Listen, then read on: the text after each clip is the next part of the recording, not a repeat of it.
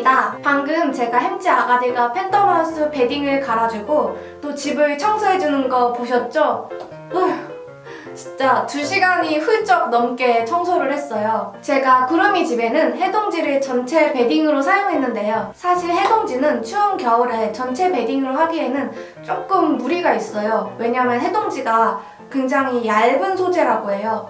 근데 보시면 아시겠지만 저는 제 방에서 다 아가들이 키우고 있어요. 제가 잠잘 때 자는 침대를 아예 빼버리고 우리 햄찌와 팬더마우스 아가들을 따뜻한 환경에서 키우고 있고요. 또 방 온도는 23도에서 25도로 항상 맞춰두기 때문에 해동지를 전체 베딩으로서 사용한 거고요. 혹시 저처럼 이렇게 따뜻하고 아늑한 환경에서 햄찌 아가들을 키우지 않고 조금 더 쌀쌀하고 추운 환경에서 키우시는 분들은 해동지를 전체 베딩으로 하는 데에는 조금 무리가 있을 것 같아요.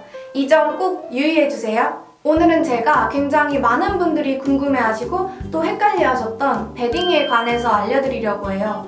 제가 오늘 이 영상을 만들기 위해서 굉장히 햄스터를 잘 아는 많은 분들과 얘기를 하고 햄스터 사이트에서도 많이 알아보고 또 많은 정보들을 수집하고 또 거를 건 거르고 수정할 건 수정해서 만든 영상이에요. 혹시 제 영상을 보시다가 이건 내 의견이랑 다른데? 우리 햄스터한테 썼을 때는 조금 달랐는데? 하는 부분은 여러분들이 좀 응용해서 받아들이시면 될 것 같아요. 왜냐하면 햄스터마다 정말 달라요.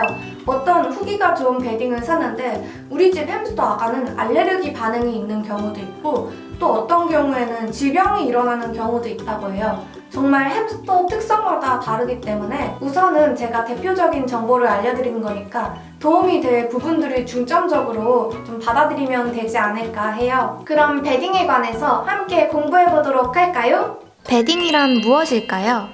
네이버 어학사전에 치면 1. 침구 2. 동물의 잠자리에 까는 집 이렇게 2가지 뜻이 나오는데요. 이 중 햄스터의 베딩은 동물의 잠자리에 까는 집을 말하는 거겠죠? 토끼, 다람쥐, 고슴도치, 햄스터 등 많은 소동물들이 베딩을 사용하고 있어요. 특히 햄스터의 특성상 다른 동물에 비해 베딩의 중요성이 조금 더 중요하다고 해요. 야생에서의 햄스터는 땅을 파서 굴을 만들고 이렇게 만들어진 굴에 낙엽이나 지푸라기 등으로 둥지를 만들기 때문에 이러한 햄스터 특성상 베딩은 꼭 필요한 물품이고 햄스터 관절 건강 및 케이지 내 부상을 예방하기 위해서도 필요하다고 합니다. 우선 베딩은 크게 톱밥으로 만들어졌는지 다른 재질로 만들어졌는지로 나뉘어요. 일반적으로 가정에서 톱밥 베딩을 많이 사용하는데요. 톱밥 베딩도 다 같은 것이 아니라 어떤 나무로 만들어졌는지 또 압축 베딩인지 비압축 베딩인지에 따라 나뉘어요. 일단 압축 베딩에 대해 알려드릴게요. 마트에서 흔히 볼 수 있고 저렴한 가격에 판매되는 베딩은 대부분 압축 베딩이에요. 3,000원 이하의 가격대에 약 12에 15리터가 들어있어요. 강한 힘으로 베딩을 눌러 압축을 할 때 톱밥들이 부서지면서 먼지가 굉장히 많이 생긴다고 해요. 미세한 톱밥 입자와 먼지들이 햄스터들의 눈과 귀, 코로 들어가서 각종 질환을 일으킬 수 있다고 해요. 그래서 압축 톱밥은 추천해드리고 싶지 않아요. 조금 가격이 들어도 비압축 베딩을 사용하는 것이 좋다고 해요. 그럼 이제 비압축 베딩에 대해 알려드릴게요. 사진의 톱밥은 가장 대표적인 비압축 톱밥 베딩인 전나무로 만든 JRS 3-4예요. 많은 반려인들이 이 톱밥을 추천하고 또 가장 대표적인 이유는 뭘까요? 우선 당연하게 안전하고 깨끗하기 때문이고요. 베딩 중에서 가장 먼지가 적을 정도로 먼지 함유량이 극소량이라고 해요. 주의할 점은 앞서 이 톱밥은 전나무로 만들어졌다고 했는데요. 전나무로 만들어진 톱밥이라고 무조건 다 좋은 톱밥이 아니라 JRS 3-4의 전나무 소재 베딩은 실험실에서 가용하는 베딩인 만큼 특수 공정을 거쳐 알레르기를 최소화했기 때문에 좋은 제품이라고 해요. 그 다음 종이 베딩이 있어요. 대표적으로 클린앤코지 종이 베딩이 있는데요. 굉장히 색이 화려하고 예쁘죠? 우선 종이 베딩을 사용하는 가장 큰 이유는 첫 번째로 보온성이 좋기 때문이고 두 번째로 톱밥 알레르기가 있는 햄스터가 있기 때문이고 세 번째로 미관상을 이유해요.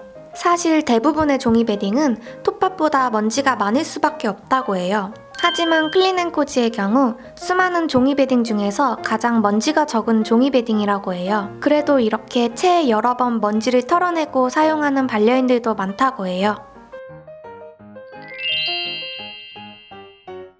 또 클린앤코지는 다양한 색상과 색상에 따라 은은한 향이 있어서 반려인들의 기호도가 높아요. 하지만 가격 부분에서 이 제품의 완품은 오리지널 기준 27.9리터에 2만원이 훌쩍 넘는 가격이라 조금 부담이 될 수 있을 것 같아요. 그래서 이렇게 햄스터 전문 사이트에서 소분으로 판매하기도 해요. 그 다음으로 또 많은 분들이 사용하는 제품으로 펜리터가 있어요.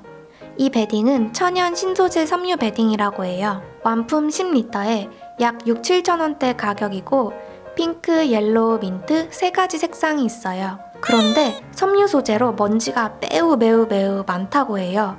그래서 펜리터를 사용하시는 분들은 정말 여러 번 체에 걸러서 사용한다고 해요. 그 외에 은신처에 사용하는 솜 제품의 물품들이 있는데요. 목화솜이 대표적이에요. 날씨가 추운 겨울철 햄스터가 둥지를 만드는 데 좋다고 해요. 또 임신 중인 햄스터나 아기 햄스터들에게 보온을 해주는 데 좋다고 해요. 참 가끔 화장솜을 넣어주시는 분들도 있는데요. 우리가 일상에서 사용하는 화장솜은 면 100%가 아니거나 보풀이 심해서 햄스터 기관지에 좋지 않으니 사용하지 않는 게 좋다고 해요. 그 다음 베딩으로 천 베딩이 있어요. 햄스터 사이트에서 예쁜 천을 판매하는 것을 보신 분들도 있을 거예요. 천 베딩은 보통 알레르기가 있거나 장모종처럼 털이 길어 관리가 필요한 아이들, 혹은 피부병이나 다른 외상 때문에 베딩으로부터의 2차 감염을 방지할 필요성이 있는 햄스터들이 사용해요. 알레르기에 자유롭고 먼지가 적고 세탁이 가능하고 디자인이 다양하고 예쁘다는 장점이 있지만 햄스터는 땅을 파는 습성이 있기 때문에 저는 개인적으로 추천하지 않아요. 또 주기적으로 세탁이 필요하기 때문에 여러 장을 구비해 둬야 하고 화장실을 잘 가리지 못하는 아이의 경우 냄새가 금방 나게 되기도 하고 가끔 실밥이 풀려 발톱이 끼는 사고가 일어날 수 있다는 단점이 있어요. 저도 예전에 별님이한테 천베딩을 깔아준 적이 있는데 금방 보풀이 있더라고요. 그래서 애기 손톱이 낄까봐 바로 빼준 적이 있어요. 그 다음으로 종종 우드 펠렛을 전체 베딩으로 사용하시는 분들도 보이는데요. 저도 처음에 구름이를 입양했을 때 마트에서 우드 펠렛을 추천해 주셔서 우드 펠렛을 전체 베딩으로 사용한 적이 있어요. 이건 좋지 않은 행동이에요. 우드 펠렛이 과연 햄스터에게 안전할까요?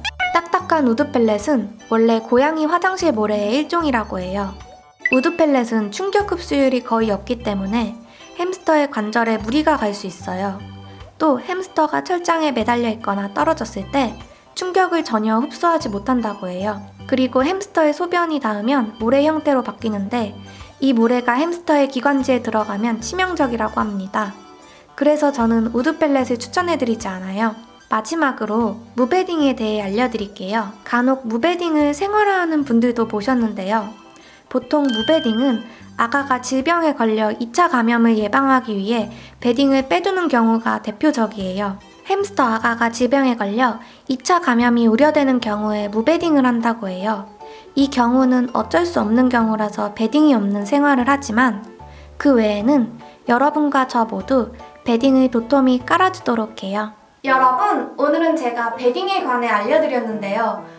저도 이 영상을 만들면서 굉장히 많은 도움이 됐고 또 이렇게 여러분과 함께 공부하면서 굉장히 많이 도움이 됐어요. 여러분들도 도움이 많이 되셨으면 좋겠네요. 그럼 다음에 루리는 귀여운 햄찌 아가들과 또 예쁜 팬더마우스 아가들과 더 재미있는 영상으로 찾아올게요.